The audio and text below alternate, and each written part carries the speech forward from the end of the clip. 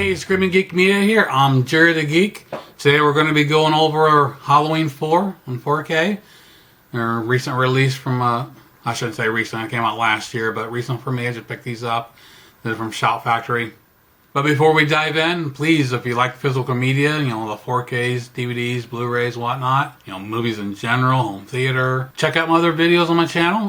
Like and subscribe and turn your bell notifications on. Always coming out with something new. So we're going to talk about Halloween 4, The Return of Michael Myers on 4K. We got Donald Pleasance coming back, Ellie Cornell, Daniel Harris, and of course George P. Wilbur played the Michael Myers, The Shape. Directed by Dwight H. Little. Basically the movie takes place 10 years after the events of Halloween 1 and 2. And he's getting transferred from one place to another and escapes, and the body count rises. He learns he's got a niece that he goes after, and you know, although it's a decent movie, it falls flat for what you expect from the Halloween franchise. I just really think it started going downhill after, you know, the third one was different.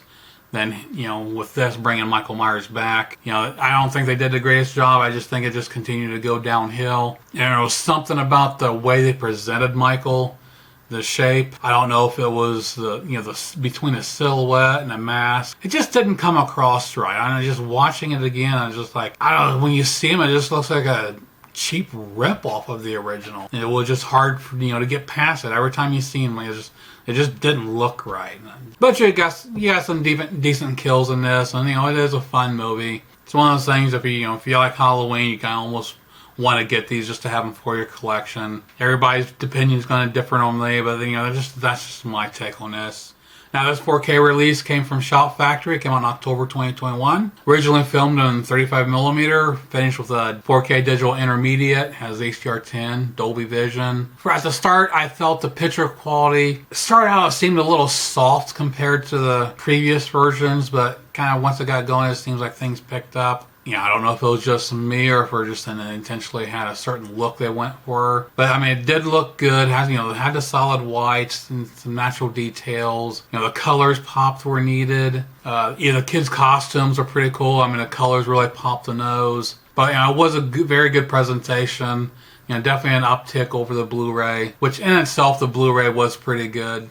Which you'll see in the screenshots comparing this along with the Blu-ray from Shout Factory that came out in 2014. There are subtle differences, color timings, big difference, little minor upticks in detail. So enjoy these screenshots from this and the Blu-ray, and we'll talk about the audio, packaging, and everything. And we'll see you in a couple minutes.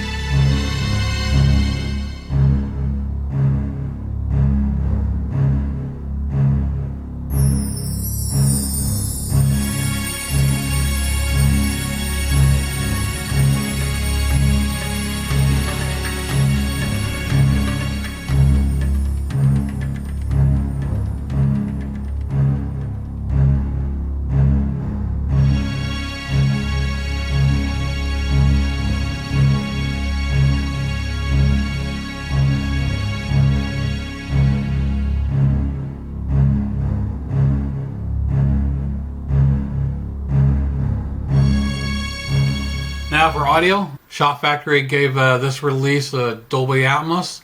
Also has a DTS HD Master Audio 5.1 and 2.0. I went ahead and toggled between each of the tracks to kind of compare. And even though the Dolby Atmos and the 5.1 tracks, added some atmosphere, some effects, during the rainstorm, whatnot, but I found myself actually preferring listening to the 2.0 track. It just felt more balanced. Of course, for some reason, the 2.0 track presented at a much louder volume than the other tracks.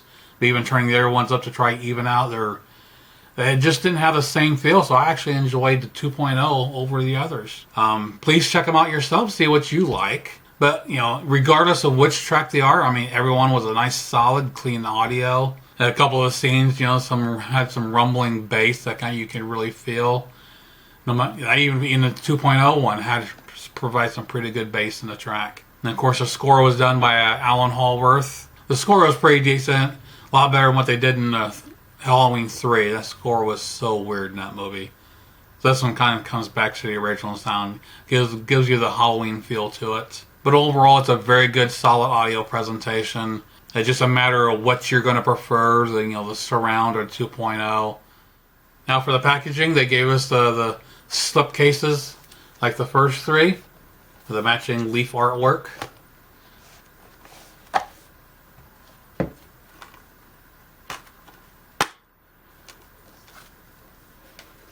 And different artwork on the Blu-ray and 4K.